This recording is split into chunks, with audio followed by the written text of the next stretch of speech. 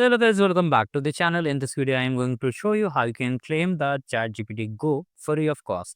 First of all, you have to come to the chatgpt.com website. Okay, you can see here we are in the website of the chatgpt.com. Now here you can sign in. If you have already an account, you'll get an option. I'll tell you, for new people, I'm showing you how you have to sign up for free. Now here click on the sign up and you can see here multiple options are here. We are using Google. So just click on continue with Google. Now select your account. Okay, you can just use another account or just whatever account you need. Now here you have to click on continue. And after you click on continue, the next step is that it will ask for a name. You can write your full name, and at the below you can see it's asking for birth date also.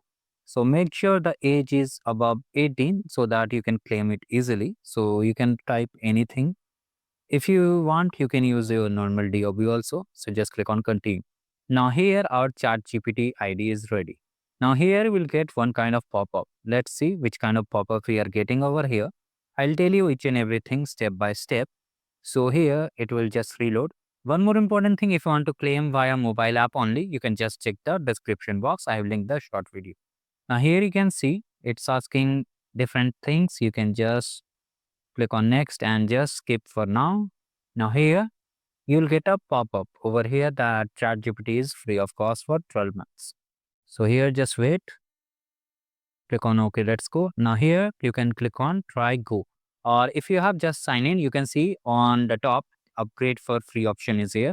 You have to click on it and just upgrade to go. Okay, just click on upgrade to go. Now here the next step is that it will just make everything ready. Now after it is ready,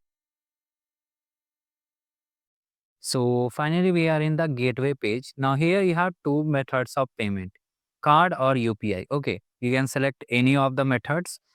In card, if you know how to cancel the auto pay, then it's well and good. You can search with the banking website. But for UPI, you can find plenty of videos available.